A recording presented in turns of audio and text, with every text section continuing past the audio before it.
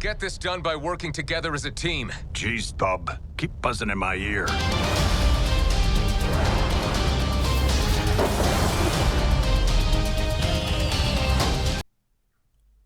Hello everyone, thanks so much for joining me here today as we get to talk about one of my favorite subjects, comic books. My name is Jose. I love comic books, I love talking about them, I love sharing them with you. Feel free to follow me on social media if you would like. Links are in the description below. I've also posted a link to the Marvel fan site that I have plot synopsis and character bios for this issue.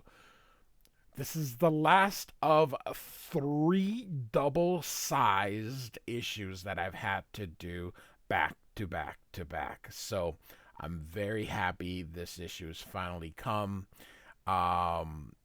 Just exposition before we start with everything. By the way, I have a playlist. I have an XMen playlist, a New Mutants playlist, and an X Universe playlist where I kind of throw everything that's related to the X-Men in reading order. So I had to do New Mutants Special 1, and then I had to do Uncanny X-Men number 9, and now issue 200. So these 3 issues were all double sized. In fact, New Mutants was triple sized. It was 60 pages.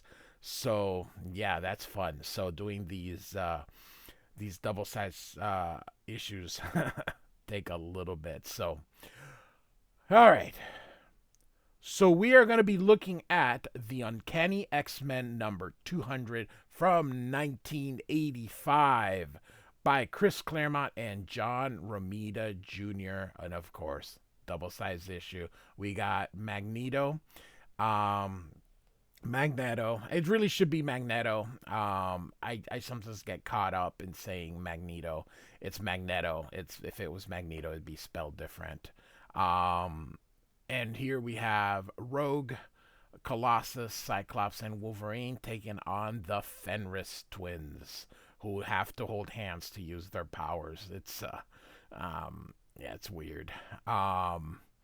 And it's the Trial of Magneto here. So, and so we're gonna kind of skip all this. This is gonna give us exposition. It's being done by a reporter named Neil Conan, who Chris Claremont will use once in a while. This is all for show because he has the power. He's there on his own free will. If he wanted to get rid of this stuff, he would. So, and so here we have our writing credits. Chris Claremont is the writer. John Romita Jr. and Dan Green are the artists. Glynis Oliver is the colorist, and Tom Mazurkowski is the letterer. Tom Mazurkowski deserves some kind of award for lettering everything that Chris Claremont writes. It's uncanny here. So, and then Anna Senti and Jim Shooter continue with the editorial. So I love the little bit of the dry brush here that Dan Green is using here. So like I said, he's being escorted, but this is, as I mentioned, this is all exposition. So we're getting a little bit of the origin of Magneto here and everything that's happened before. I like this with the rendition of Uncanny X-Men number 1 here. So all the destruction he's caused, how Freedom Force caught him. So we're in Paris. People are gathered here. We've got the prosecutor, which is James Jaspers from England, and then Gabrielle Heller is going to be in the defense. You know her from the New Mutants issue. She is the mother of Legion, ex-lover of Charles Xavier, who will be helping her in the prosecution. And things look tense out there. And so, and you see the name of the reporter, Neil Conan. Like I said, he'll show up a few times. And Heller says, "It isn't just Paris, Charles. This trial has sparked incidents across the globe, almost as if it's given people an excuse to vent the anti-mutant hatred they kept hiding within themselves."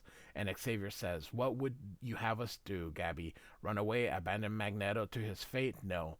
He is right. The only way to deal with such deep-rooted, fundamentally irrational fear and prejudice is to confront it." So, Here's the thing, real quick. I'm just gonna make a commentary on this issue. He did all these things before, and really, he should be guilty of it. People need to pay. Just because you turn into, you turned face, and now all of a sudden you're a good guy.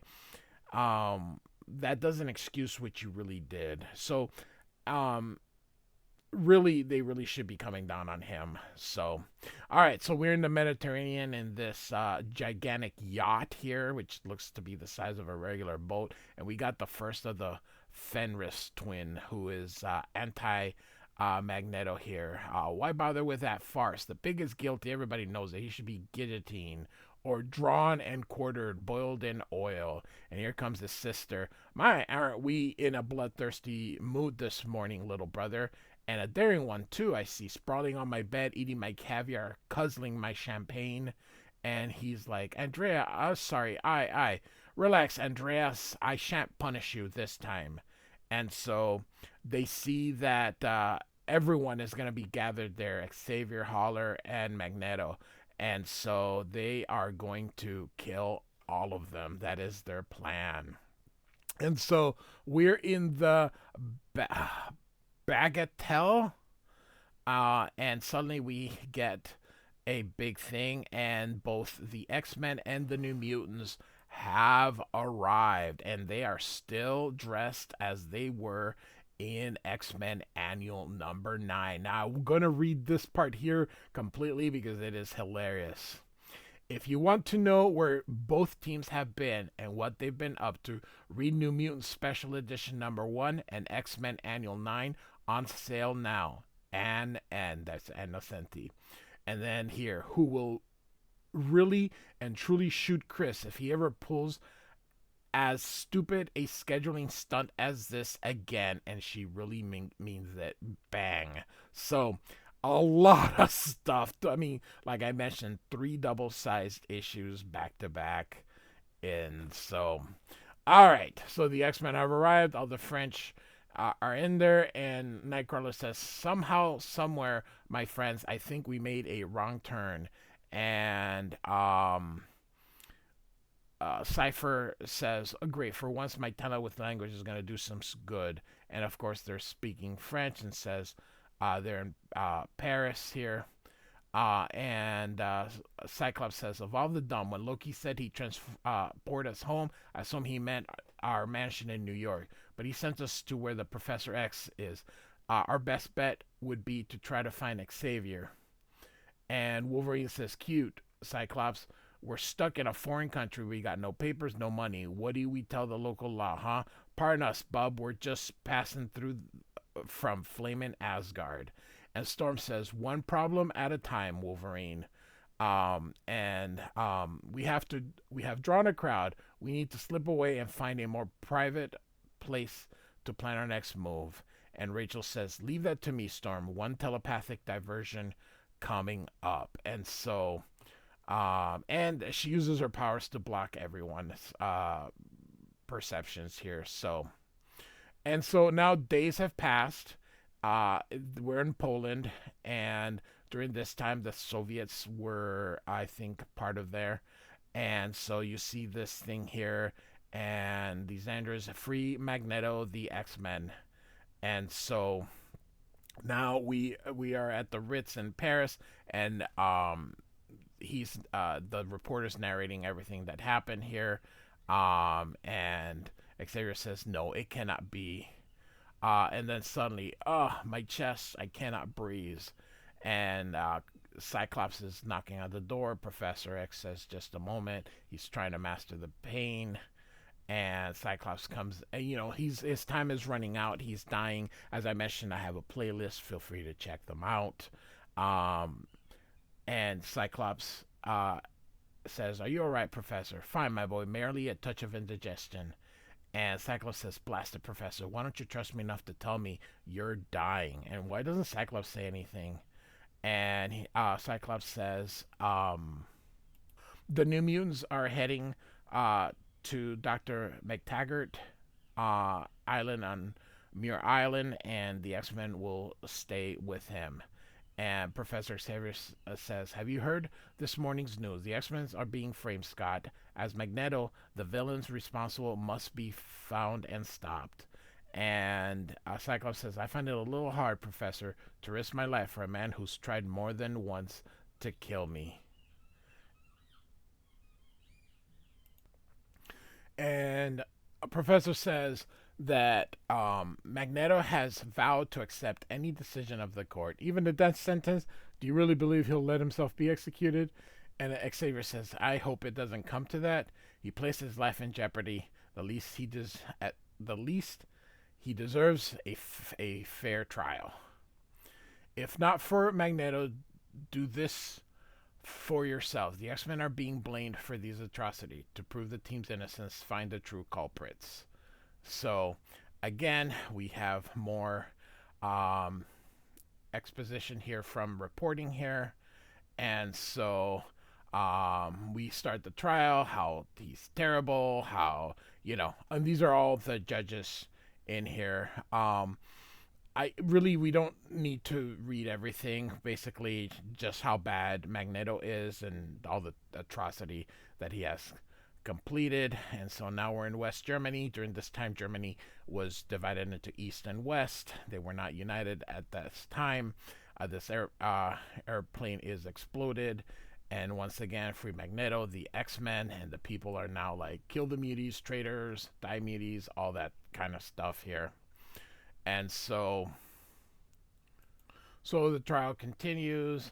This lady has an outburst. She's telling her, you're selling your own kind, defending him. She's like, well, the more things are, the more things change. She wants to throw away anything that happened prior to his quote-unquote resurrection. Remember, he was made into a baby sometime in the early X-Men, and then when he came back, he was he was a much younger man here, and this guy Jasper is like, that's relevant. He committed those crimes regardless of his age.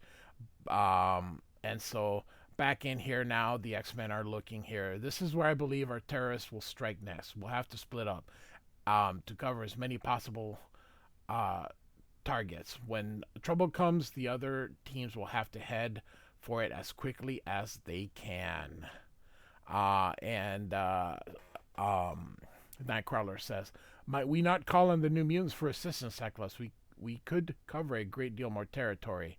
And Storm says, "No, they are children, my friend, and our foes are proven killers who slay with merciless indiscretion. Abandon. This affair is simply too dangerous. Besides, should we fail, someone must be left to take our place." And Cyclops says, "We can't call on the Avengers or the Fantastic Four either. They feel duty-bound to arrest us on sight. By the time we explain ourselves, assuming they believe us, it'd be too late. Whatever happens, X-Men, as usual, we're on our own." And so here they say that they agree with the defense and that nothing prior to Magneto's resurrection will be allowed here. And then all the people are like, boo, boo. And so Magneto's like, well, at least we seem to be winning. And she's like, don't fool yourself. These are preliminaries. I expected to do well. Now the real trial begins. And so Jasper's going to call his first witness, which is Admiral Grigory something, commander in chief of Soviet's Navy Strategic Missile Submarine Force. So, all right, back to the X-Men here. All quiet, Cyclops. I don't scan a hostile thought pattern anywhere near the base. So it looks like they're divided into Cyclops with Phoenix, Rogue, and Storm, and they're all like bored. And we got Colossus and Nightcrawler and Kitty and Wolverine, and they're all bored. Nothing's been happening. Suddenly there's an explosion, and they're attacking a what would they be? Looks like a hospital. So they call the others to radio him, and so of course all these things happen. So these I think are the bad ones, and so Colossus is gonna deal with them, and this is so fake. Not that a guy in armor isn't, but that this wouldn't crumble. The sidewalk would crumble. But he takes care of the tank, and Nightcrawler's teleporting people out. And I'm sort of narrating because I really don't want to do another 1 hour plus video, so I'm gonna do my best to try and get this at least to within 40 minutes here. So Colossus is gonna go look and do the best he can. The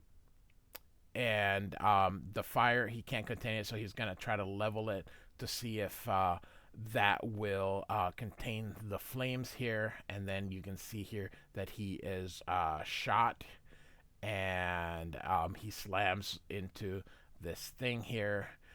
Here comes now Rogue, Phoenix, and Cyclops. They see the hospital is a mess. Phoenix says, Cyclops, a side flash of pain from Colossus. He's been hit by some sort of pressor beam. And so he, before they can get down, they're also shot. And Phoenix has barely managed to deflect that bolt. Have to focus my telekinetic powers to make our landing as gentle as, and then they hit hard here. So Nightcrawler says, what hit you? And Colossus says, the same force I'll wager that struck me. And he goes, I'm okay as usual, only my costume suffered. And now they're being shot. And they think it's they're trying to start again, but it's actually the actual police. So Phoenix takes their weapons, and then they run away because that's really all they can do. And he says they see the Free Magneto, the X-Men, and Cyclops destroy it, and he's like, we're more outcast than ever. And then they found them there. So of course X-Men attack a hospital is in the headline here. So, and the mob is not very happy, starts to throw stuff, fruit, and that is so. And Gabriel says, you know, Charles, I have the sad feeling that if by some miracle I win Magneto's acquittal, the mob will go berserk and tear him apart along with his lawyers. And Kitty's like, lousy, stinking. And so, and she's very angry. She says, how can people be so cruel? And Gabriel says, the mob isn't people, Kitty. It's perhaps the wildest of animals. That is actually quite true here. This can't go on. The X-Men, all mutant kind, are on trial as well as Magneto. We've got to find the creeps behind these attacks. Prove our innocence in public. But what's the point? It's probably already too late. It's easy to run away or give up, as my parents did. They were lucky. They died in Bergen-Belsen. But for them, the pain ended quickly. They have no memories to haunt them, no fears. But we who have survived have a duty to make certain the Holocaust never happens again to anyone. We must fight, Kitty. We may be defeated, but we must never surrender. And so, at the mansion, Maddie is watching the trial. And she's worried about the others, and she sighs here, baby, I love your father dearly, but sometimes he can be a real jerk because he left her there. And suddenly behind her, and it's the Corsair of the Starjammers, he's Cyclops' dad, and Empress Lilandra. And she asks, where's Charles? And Lilandra says, I know his condition, Madeline. I felt his death pain through the rapport we share. Well, I don't think that rapport travels at the speed of light. The advanced medical technology aboard the Starjammer is the only thing that can save my beloved. And she's like, he's sick? Oh no, this is terrible. He isn't here. He's in Paris. Blast. This complication we do not need. Lilandra will have to beam back and recalibrate the Stargate. Hate to run, Madeline. And she's like, Corsair, wait, explain ourselves. And he's like, can't, honey, no time. And so she was going to phone the X-Men, but she gets a contraction. And she's like, oh, my baby, you're being born. Of course, because, hey, it's a double-sized issue, so we better create as much stuff as possible. So now we're at the Starjammer. They come through, and they're going to have to try, basically, to do it again here. So at the same time, they're fighting the Shi'ar, because remember, Deathbird is the Empress. So they're like, we can't keep taking this, and Lilander's like, we need to go to Earth. So he says, everybody, as soon as we leave, you guys need to go away. This is Carol Danvers, Captain Marvel, but she was binary during this time, and she's like, but Corsair, if you go back to Earth, you might be trapped. We're supposed the gate collapses while you're in transit. And he says that binary is a risk both Lilander and I choose to take. There's no sense, though, in condemning the rest of you in the bargain. The moment the shield's strength goes critical, you forget about us, you abandon us, you run. So Kitty watches. She's like, we saved the world. We've done this. I can't believe you people hate us. And then she says that those are pro-mutant sentiments, that some of those people out there are on their side, and so she's kind of happy about that, but at the same time she's also saying that she might need glasses, so she's not happy about that. So all right, so if you remember, I think X-Men 150, this is the guy who had that submarine that Magneto sunk. And so, all right, so now we are back with the X-Men here. And so Cyclops says, our analysis of the beam that struck Colossus and Rogue indicates that it was organic in origin. That kind of natural power can easily be hidden. So Rachel's using her telepathic ability to scan for any sign of it. And so she's using her skills that allowed her to be a hound, and she thinks of like when she had to hunt mutants, but she's not happy, but she has to do it, and she says, bingo, X-Men, I've got them. So Magneto admits that he did destroy it, but the reason was for self-defense, self-preservation, but it's not quite true. And the Jasper says, you were threatening the world. How dare you, use that as a reason for, that you were defending yourself and all that. He gets admonished and says, the behavior of opposing counsel has been exemplary. I strongly suggest you follow her example. And so, get more of, exposition. And he says, that his goals have, my goal has not changed, but my methods have. And she says, do you still seek world domination? And Magneto says, my dream from the start has been the protection and preservation of my own kind, mutants, to spare them the fate my family suffered in Auschwitz. And do not tell me such things cannot happen again, because it's a lie.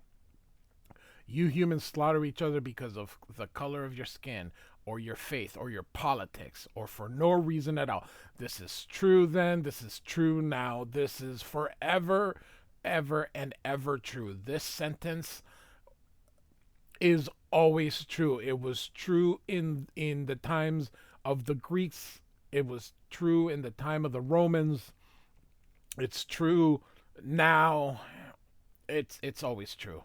That that is the truest. That Chris Claremont has in the X-Men has written a lot of stuff and done some and said a lot of points, but this is by far his most truest of truths. Man, oh man. Too many of you hate as easily as you draw breath. What's to prevent you from adding us to that list? I thought I could impose sanity from above through conquest, but there are too many of you, so I decided I must try another way. I am the reason mutants are unjustly feared. That is why I am here, why I will abide by the court's decision. My hope is to make the world understand the reasons for my being, but for most of all, to punish me for my crimes and no longer my people. Whatever my fate, you must still face the reality presented by our existence, meaning mutants. You cannot wish us away. You cannot ignore us. We, Homo sapiens superiors, are your children. We are the next generation of humanity. What kind of parents fear his progeny? Tries to murder them. Is this the legacy you wish to leave? I have seen the error of my ways. Can you say the same? And so, meanwhile, you still have tourists, and they see the X-Men here, and they think they're attacking a boat, but when they do, they're like, they see these people here. They really weren't tourists, and so they attack the X-Men. We got a fastball special here, and Wolverine goes through them, and then Rogue goes through them. She takes out these two. And Rachel says here, or in her thoughts, we had no alternative but to strike as we did. Any delay would have been catastrophic, but to the people on shore, it must appear as the X-Men attacked a boatload of defenseless tourists. So even if we win, we will lose. Kitty says there's too many of them, and she can't stop them, but she can slow them down. And Colossus is like eager for a fight. Remember our last meeting, Butchers? You were no match for me then. And then all of a sudden, boom, things have changed. Ruski, as he punches him, and off he goes into the Notre Dame Cathedral here. And he crashes through the mosaic, and they go through. My Thunder Puncher put the mutie down for the count. Let's finish him. And so now in the Eiffel Tower, so Wolverine's like, we keep hitting, they keep coming, which suits me just fine, but something in this caper doesn't fit. These are grunts, cannon fodder. There's no signs of super beings. Ray sensed the ones who zapped Rogue and Colossus at the hospital, but they're not here. If this is a diversion to keep the X-Men busy, where are their real targets? Which, of course, is right here. And here are the Fenris twins. And they go, we have come for Magneto to deliver the fate you so richly deserves. And Gabriel says, stop them, Charles, or call your X-Men for help. And she goes, and he says, I cannot. My psi powers are too weak. And Magneto says, here I stand, here I shall remain. And while I breathe, you shall do no more harm. And she says, let that be your epitaph, as these pathetic humans perish by your side. And so now the X-Men are here. And Nightcrawler, trim the odds, says Storm. With pleasure, Storm. And so he teleports these people out. And suddenly they look at the Palacio of Justice or whatever, and Kitty realizes they have been suckered here as the Fenris twins here. Too many years, swine. The humiliation and defeat suffered by our beloved father at your hands has gone unavenged. Today, at long last, I shall pay. And he's like, what the heck are they talking about? A future threat, youngsters, considering your energy beams are unable to penetrate my magnetic shield. And, you know, they're like, she's like, he's saving everybody. And Jasper's like, he's trying to save his own skin. And he's not even doing it very good here.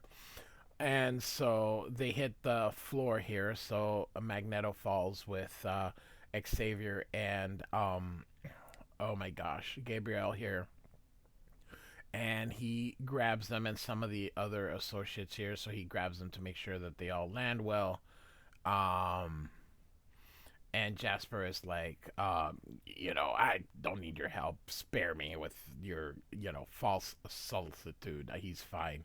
So here come the twins, or they're not really twins. The one's older. I think they're called the Fenris twins. I swear I read that somewhere. But, and so, why the three of us? The twins' power evidently works solely when they're in physical contact. The boy projects force, his sister raw power, disintegrating whatever it touches.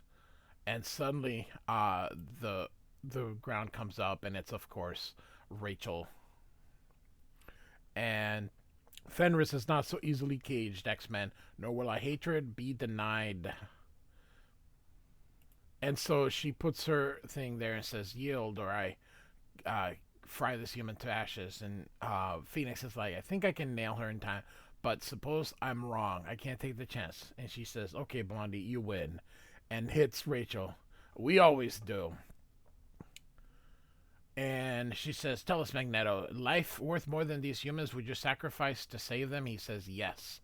They're lying. They mean to slay us all regardless, but what shall survive? This is, and so Xavier says, this is my chance. While Ferris is concentrating on Magneto, he goes through, he breaks their arms, and he goes, they're powerless. And then he thinks, I hope.